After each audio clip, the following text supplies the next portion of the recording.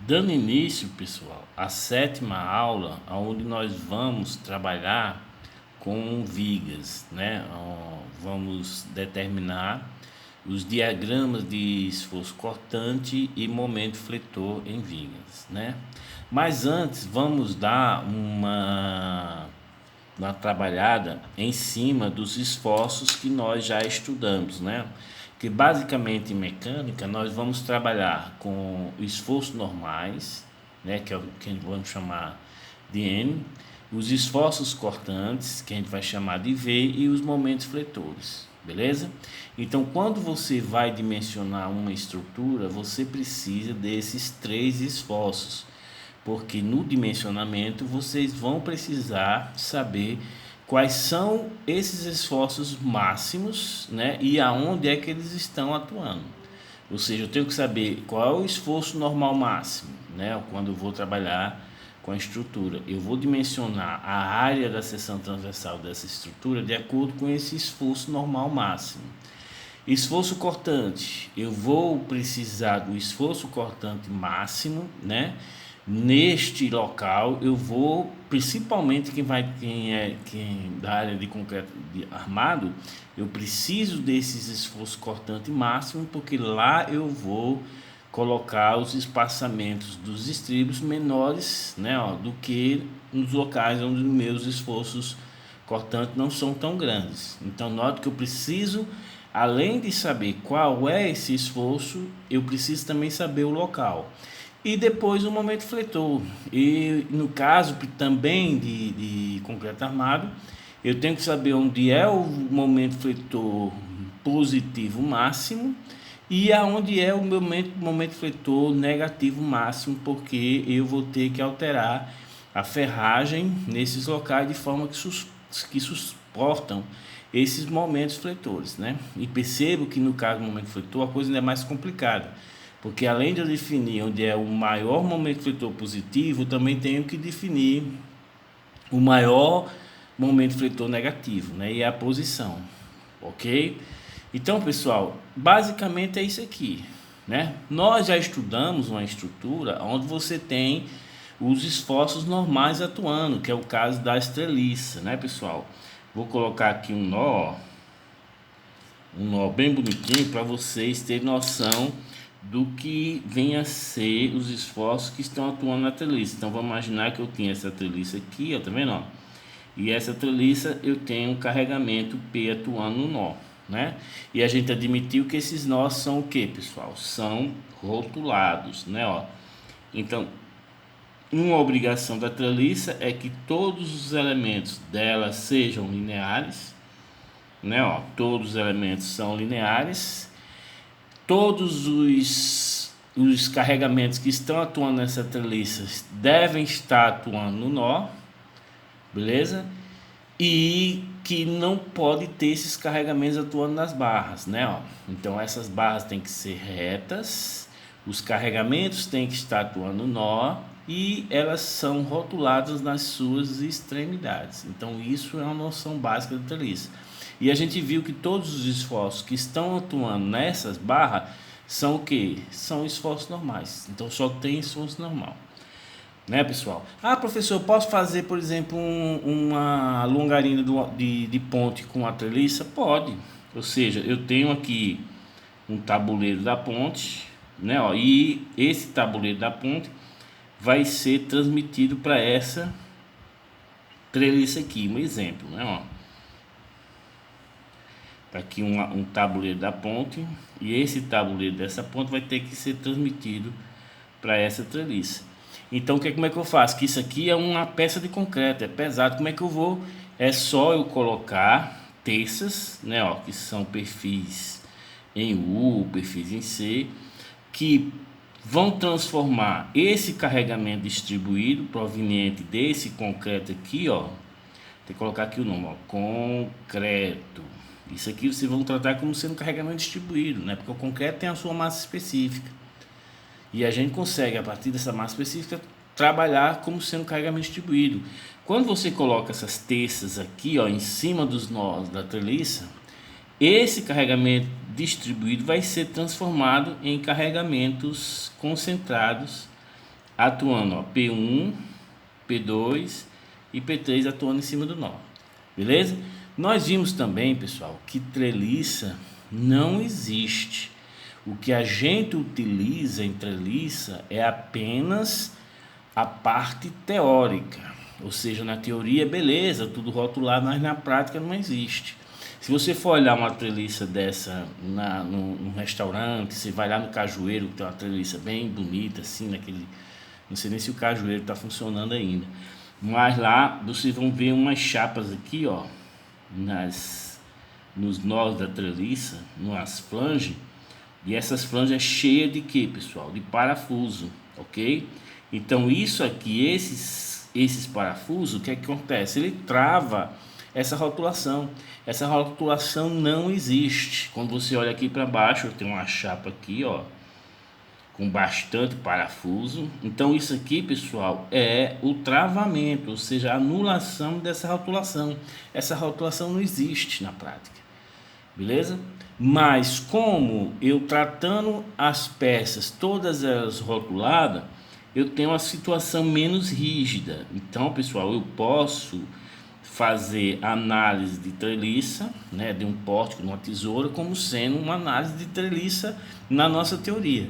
Mas na prática a montagem não representa uma treliça. Mas como eu estou analisando na forma menos rígida que existe, eu estou em prol da segurança. Então é mais fácil eu trabalhar com essa treliça sendo ela rotulada do que trabalhar como ela como sendo um pórtico, porque quando eu travo vai surgir o que, pessoal? Vai surgir momento. Então quando você tiver essa carga aplicando, você vai ter umas deformações assim, ó, em forma de S, ou seja, você vai ter essa deformação desse jeito. Então isso aqui não é treliça, porque em treliça eu não tenho essa flexão nos elementos de barra.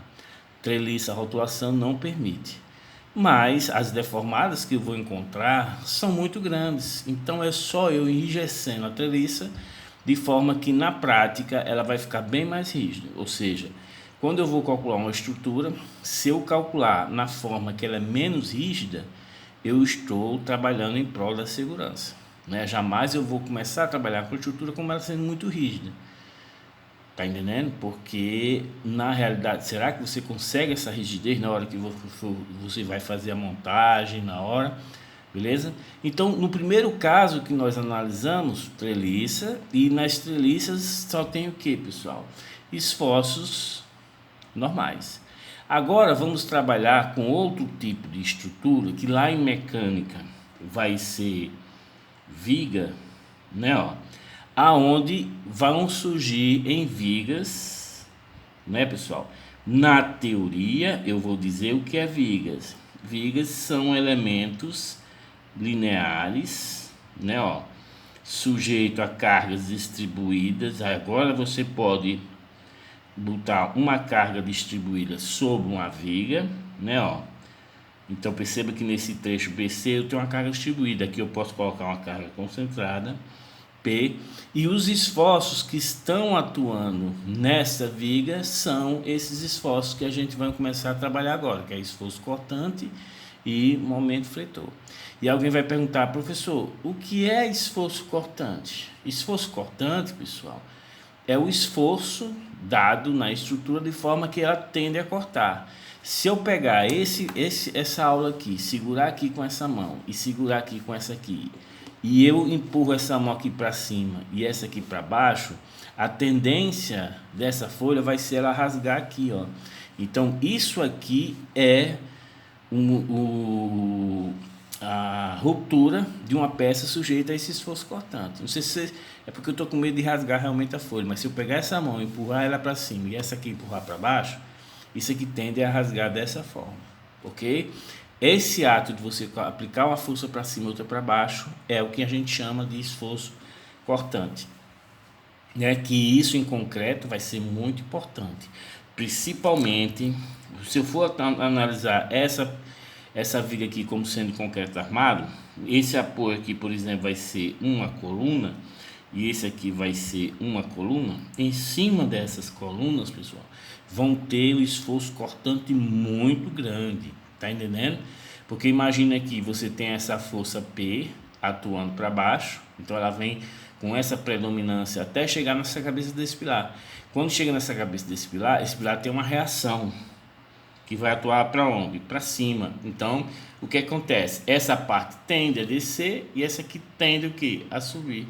Surgindo aqui um esforço, né? Um esforço cortante muito forte. Por isso que quando você vai trabalhar com concreto armado, os estribos aqui nessa região, em cima da cabeça do pilar, eles são mais juntos, porque aqui você vai ter esforço cortante maiores.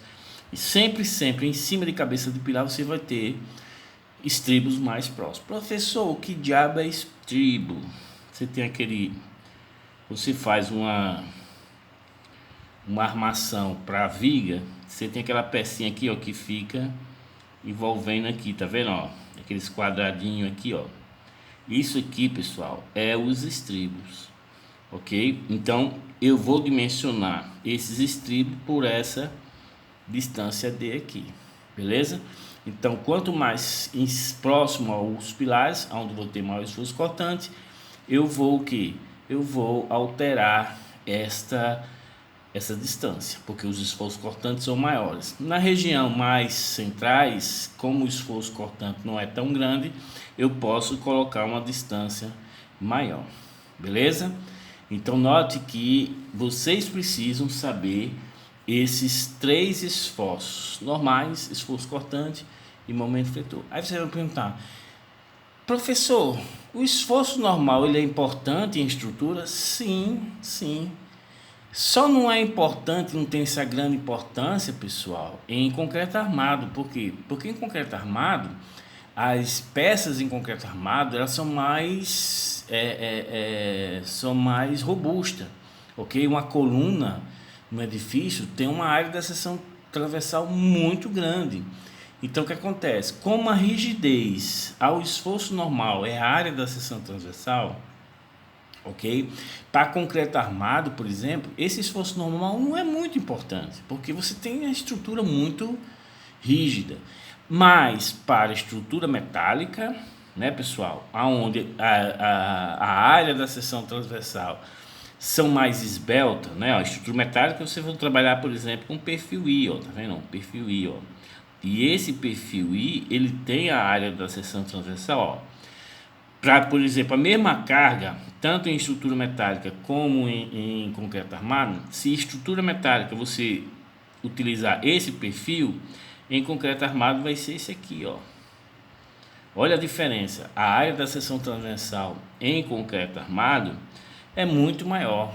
Então, não tem essa importância em concreto armado, muito embora você se preocupar também, né? Não vamos também, mas em estrutura metálica, o esforço normal ele é mais preocupante, né? Porque quando você fizer análise de estabilidade, vocês vão ver a carga crítica de óleo, isso lá em resistência, e vocês vão ter preocupação com relação a esses esforços normais que estão atuando nas colunas, ok? Mas vamos deixar isso lá para estrutura metálica e para concreto armado, né? E estrutura de madeiras também do mesmo jeito. O que eu quero que vocês tenham noção é de como é o comportamento desses três esforços atuando na estrutura: esforço cortante, momento fletor e esforço normal. Para esses casos, pessoal, o que é que a gente vai fazer? Nós vamos padronizar, né? Ó, por exemplo, esforço normal, né? Vamos trabalhar aqui, ó, esforço normal. Nós sabemos que existe dois tipos de esforços normais, né? Que são a tração e a compressão. E quando a gente vai pegar aqui, por exemplo, imagina uma peça aqui, né? Ó, se eu aplico um esforço normal N tracionando essa peça, nós vamos dizer que esse esforço ele é considerado positivo, ok? Quando nós trabalhamos com uma peça cujo esforço normal estiver na situação de compressão dessa peça, nós vamos falar que esse esforço normal ele vai ser o que? Negativo, beleza? Então vocês percebam a situação.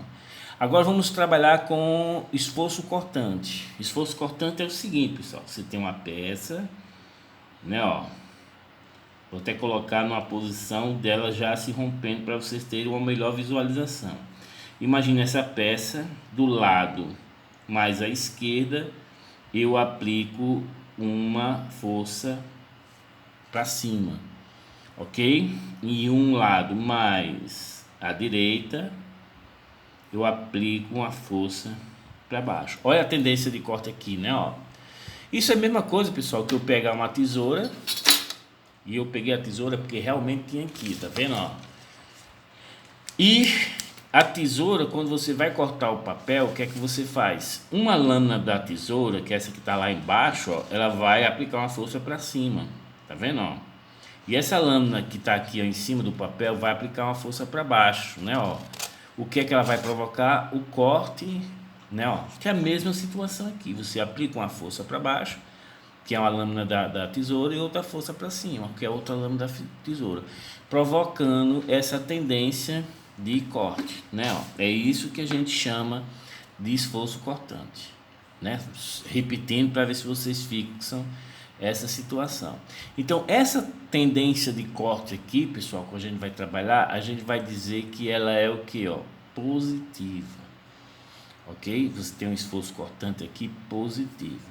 Quando é a situação contrária, ou seja, o elemento mais à esquerda estiver atuando para baixo e o elemento mais à direita estiver atuando para cima, olha a tendência de corte como é que vai ficar, ó. Vai ficar essa tendência de corte aqui, ó, tá vendo, ó? Deu para você perceber, né, ó, a tendência de corte, ó.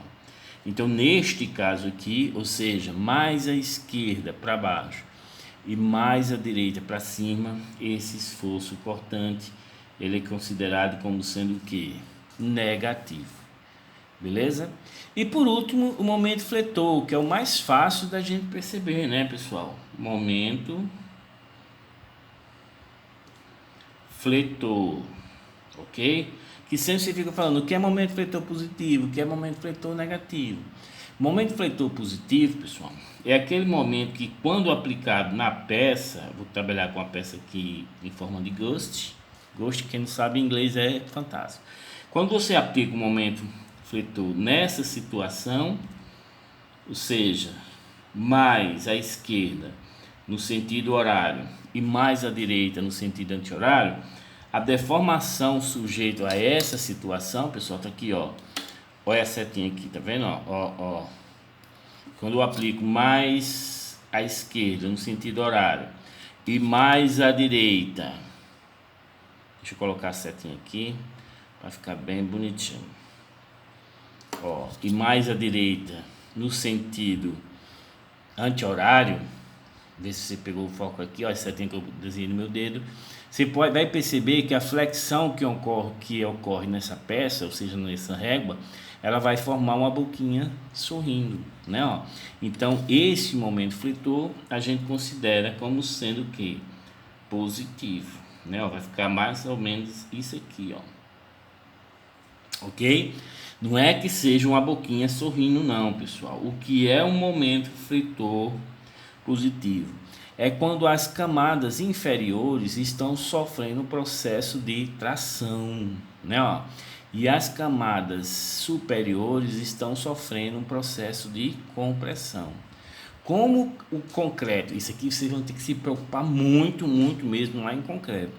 Como o concreto ele não tem uma resistência muito boa à tração, então o que é que significa dizer ferragem positiva? São as ferragens que você tem que colocar embaixo, né, ó, para essa peça ter uma resistência ao momento positivo, beleza?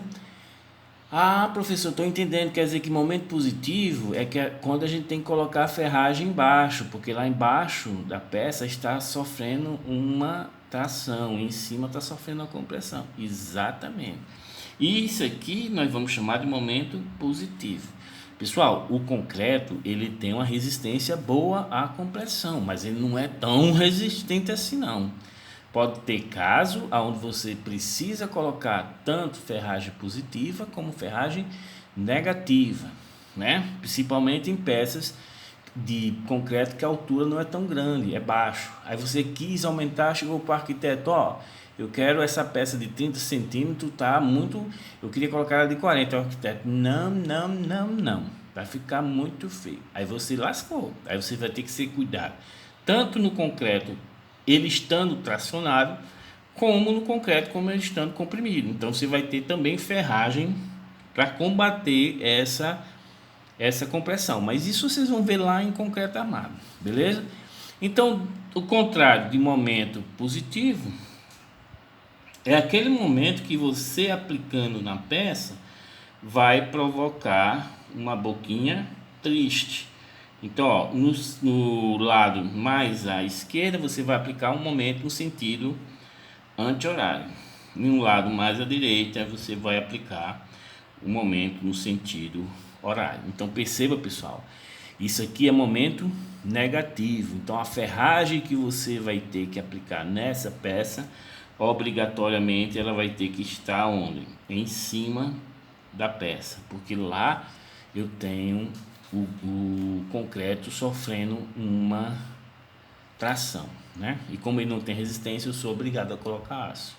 E aqui embaixo, né, dependendo também, como eu falei para você, da altura, não há necessidade de armadura, né? Então, porque se for uma compressão pequena, né, o concreto tem uma boa resistência sim à compressão, beleza? Então, basicamente é isso, pessoal. Os esforços que nós vamos começar a trabalhar vamos introduzir o esforço cortante e o momento fletor, coisa que nós não vimos em treliça, né? Mas eu queria que vocês lembrassem, o que a gente aprendeu na teoria, aquilo é só teoria, na prática não existe. Então a maioria das tesouras são ou chapeada aqui para fixação, ou quando é estrutura metálica os caras dando uma solda aqui, eu fico um zezéu aqui de solda e acaba a questão da liberação da rotação, né? Deixa de ser rótula e passa a ser aqui um elemento rígido. Então já não é mais treliça, e sim pórtico plano, beleza? Então, pessoal, baseado nisso aqui, vamos para o nosso primeiro exercício, né? Ó, que é o exercício 1, né? Que no livro ele corresponde ao exercício 7.7 e 7.8. Ele tem o seguinte enunciado: uma barra semicircular é carregada tal como mostra a figura, né? Tem uma barra aqui semicircular, beleza? E está sujeita a essa força aqui de 120 newton. Então você tem essa rótula aqui atuando, pessoal. Então está liberado o deslocamento em Y, mas não está liberado em X. E perceba que isso aqui, essa consegue girar. Se eu soltar essa peça daqui, eu consigo girar em relação a essa vinculação. Então a única reação que vai ter é uma reação horizontal. E aqui eu tenho um apoio do segundo gênero, beleza? Então eu vou ter uma reação vertical, uma reação horizontal, beleza? Aí ele diz: determine as forças internas no ponto J e no ponto K. Que forças internas são essas? São esforço cortante, momento fletor e esforço normal. Ele quer saber. Então vamos resolver essa questão, beleza? Então, pessoal, a gente na aula 6 nós tratamos de estrutura dessas formas, de forma que você consegue achar as reações. Tanto essa aqui é uma estrutura única, né, que é esse semicírculo.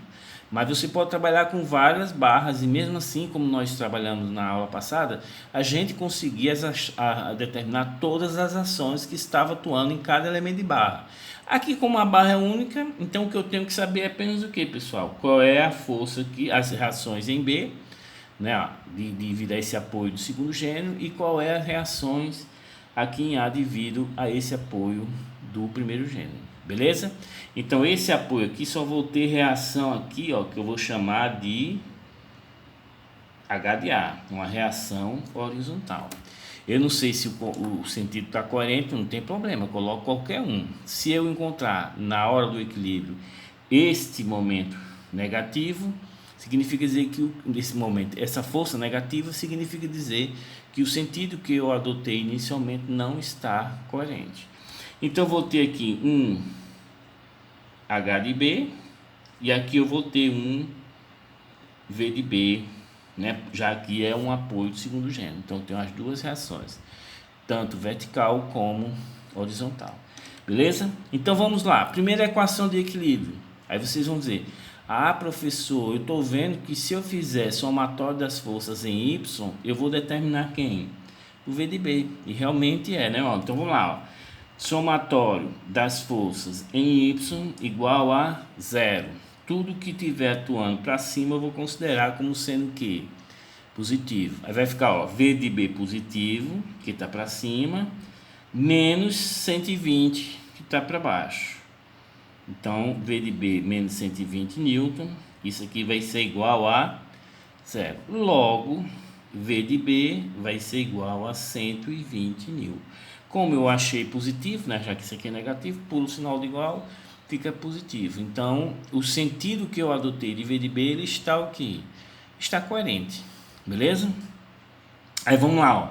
Somatório do momento em relação a B igual a 0. Perceba que eu não vou ter momento devido a V de B nem H de B, porque os dois têm a linha de ação passando por B. Então vou determinar quem, ó?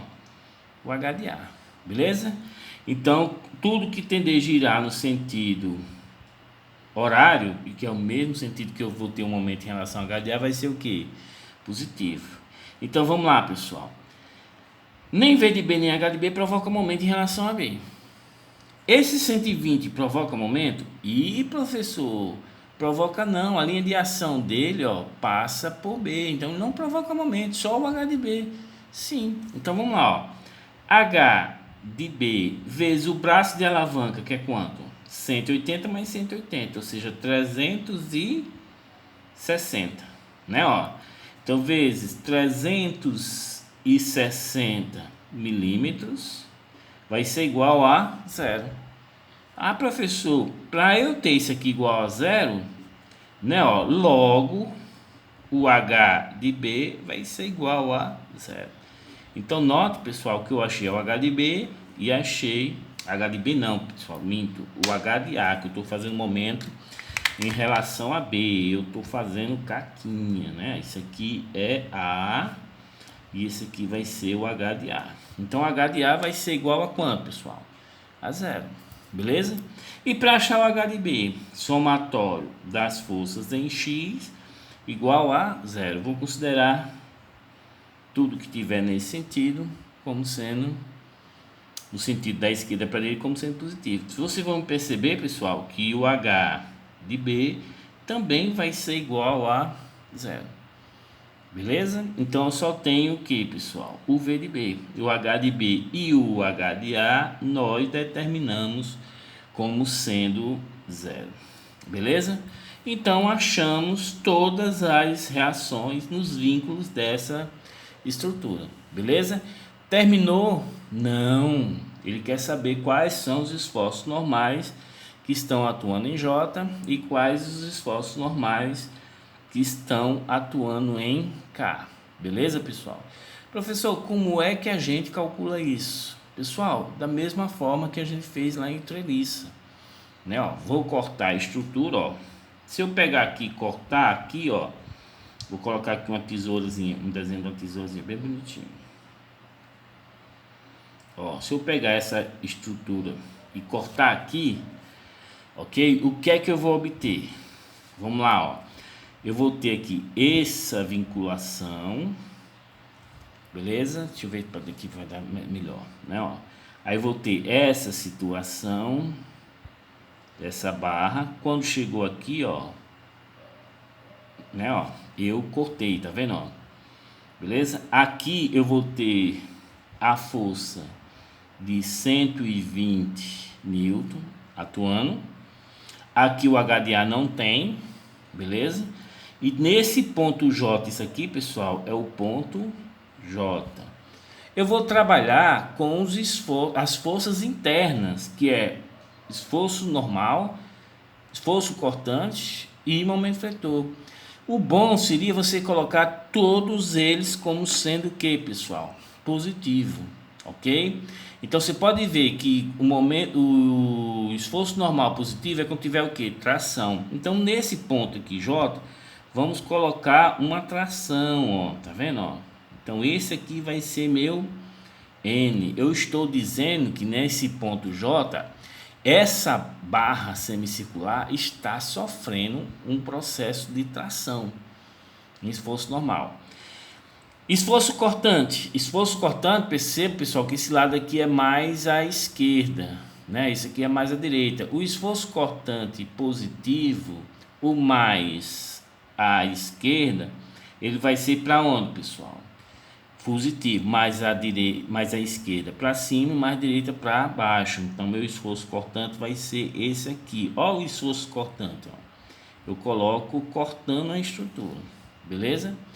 E o meu momento fletor? Ah, professor, meu momento fletor é como se estivesse provocando a boquinha sorrindo. Então vou colocar um momento aqui, ó, esse momento M, como se estivesse tornando a boquinha sorrindo, tá vendo? Ó, o meu dedinho aqui, a setinha, tá vendo? Ó, no dedinho, tá vendo? Ó. Muito embora essa peça seja assim, eu quero aqui, ó, para ter uma boquinha sorrindo, beleza? Então, eu apliquei as três forças internas que eu tenho que saber, todas elas como sendo positivo. Agora, eu vou fazer o equilíbrio, pessoal. Para isso, eu tenho que fazer a seguinte análise. Vamos lá, ó, só para facilitar. Esse ângulo aqui de J, ele é 60, beleza? Se ele é 60, ó, pessoal, se eu traçar aqui uma perpendicular, que ângulo é esse aqui? Ah, professor, isso aqui é 60, esse aqui vai ser quanto? 30. Então, como ele aqui é oposto pelo vértice, vai ficar quanto? 30. Beleza? Agora falta somente o que, pessoal? Esse ângulo aqui, ó. Vamos fazer isso aqui, tá vendo? Ó? Uma vertical. Se esse aqui é 30 e esse aqui, obviamente, vai ter que ser 90, né, pessoal? Então, esse aqui vai ser o que? 60. Então, esse aqui volta a ser o que? Volta a ser 30. Beleza? Entendido, pessoal? Então, note que agora sim eu posso fazer o equilíbrio dessa estrutura, né? Utilizando apenas a parte que eu cortei. Beleza?